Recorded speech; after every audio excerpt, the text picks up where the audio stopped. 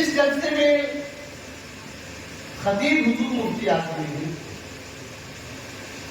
علامہ ارشد القادری تھے،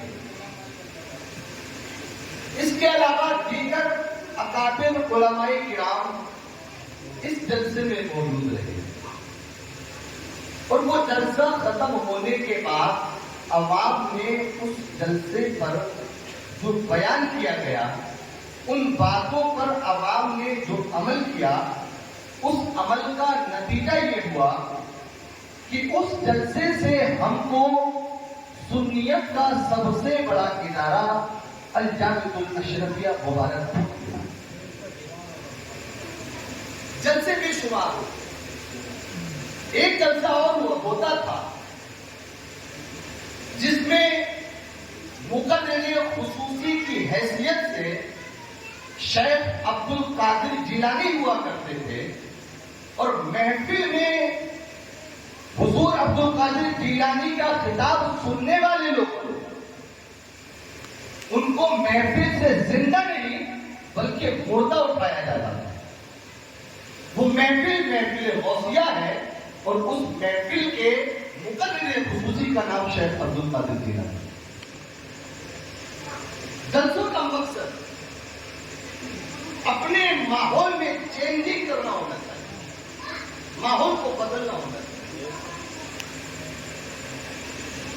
آئیے میں اپنی گفتگو کو آگے بڑھاتا ہوں۔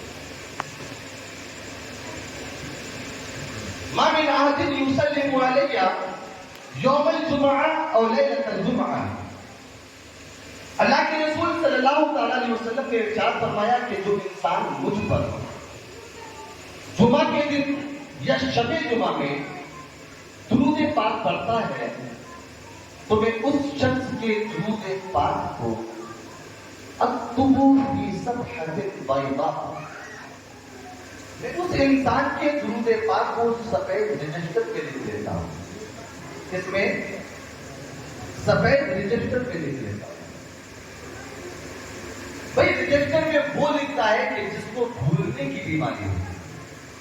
آپ کسی دکاندار کے پاس جائیں اور جا کر کے کہیں بھائی مجھ کو 1 کلو چینی ادھار چاہیے، 1 کلو تیل دے دیں، آپ لے کر کے آئیں گے، وہ رجسٹر اٹھا کر کے آپ کا نام، تاریخ، پیسہ لکھ کر کے آپ کو بھیج دے گا کیا ہوگا۔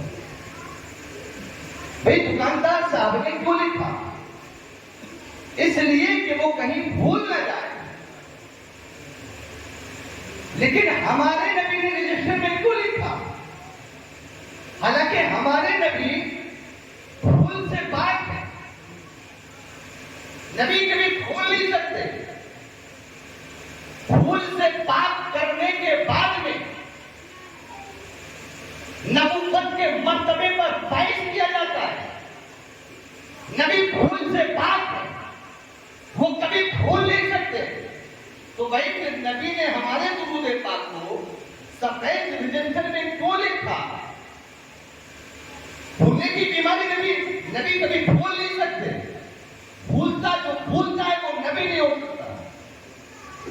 اور نبی کے میں میموری پاور کی اگر بات کروں تو اللہ نے اپنے حبیب کو اتنا اسٹرانگ میموری پاور عطا فرمایا کہ میرے نبی ارشاد فرماتے ہیں انی عارف حجرا یسلم علی قبل ان ابعث، نبی ارشاد فرماتے ہیں کہ میں اس پتھر کو جانتا ہوں جو پتھر اعلان نبوت سے پہلے میرے اوپر درود پاک پڑھا کرتا ہے۔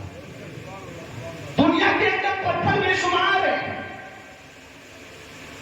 لیکن نبی نے کہا میں اس پتھر کو جانتا ہوں جو پتھر اعلان نبوت سے پہلے میرے اوپر درود پاک پڑھتا تھا، اور یہ میں نہیں کہتا۔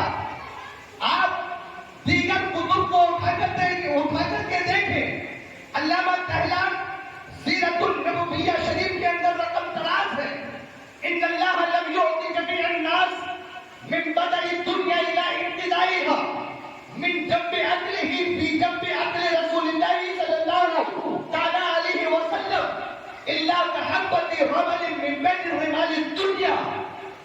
علامہ تہلان کہتے ہیں نبی کے میموری پاور کے بارے میں کہ آپ کبھی ریگستان میں گئے ہوں گے. ریگستان میں کتنے جنگلات ہوتے ہیں.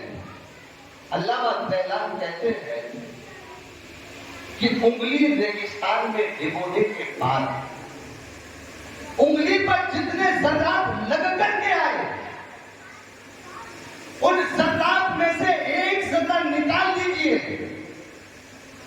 انگلی پر تو ایک ذرہ لگا ہوا ہے, اللہ نے پوری دنیا کو ایک ذرے کے برابر عقل عطا فرمائی ہے, اور سراپا ریگستان پیارے مصطفیٰ صلی اللہ علیہ وسلم.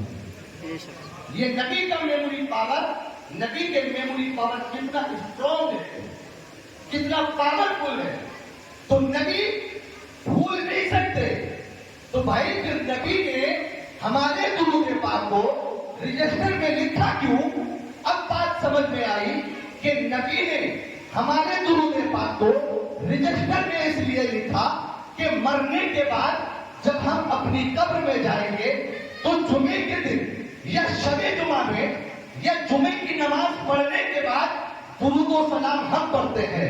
جمعے کی نماز پڑھنے کے بعد صلاۃ و سلام وہابی نہیں پڑھتا, دیوبندی نہیں پڑھتا, اہل حدیث نہیں پڑھتا, غیر مقلد نہیں پڑھتا, شیعہ نہیں پڑھتا, بلکہ جمعے کی نماز ادا کرنے کے بعد اگر درود و سلام کوئی پڑھتا ہے تو وہ ہم جماعت اہل سنت ہے, جو جمعے کی نماز پڑھنے کے بعد درود و سلام پڑھتے ہیں. اور اللہ کے رسول ارشاد فرماتے ہیں کہ جس نے جمعے کے دن یا شب جمعہ میں درود پاک پڑھا, میں اس کے درود پاک کو لکھ لیتا ہوں. تو مرنے کے بعد جب ہم قبر میں جائیں گے اور قبر میں پیارے مصطفیٰ تشریف لے کر کے آئیں گے, میرے بھائی آج ہم دنیا کے چکر میں پڑ گئے. دنیا کی بے وفائی اگر ہم دیکھ لیں تو اس دنیا کو ہم ترک کر دیں. میرے بھائی بند کوٹری میں یہ دنیا والے ہمیں بند کر کے چلے آتے ہیں, لیکن قبر کو روشن کرنے کے لیے قبر میں نہ ہمارا باپ آتا ہے, نہ ہمارے رشتے دار آتے ہیں, نہ ہمارے گھر والے آتے ہیں. اگر ہم لوگوں کی قبر کو روشن کرنے کے لیے سب سے پہلے قبر میں اگر کوئی تشریف لے کر کے آتا ہے تو وہ ہمارے پیارے نبی صلی اللہ علیہ وسلم ہے.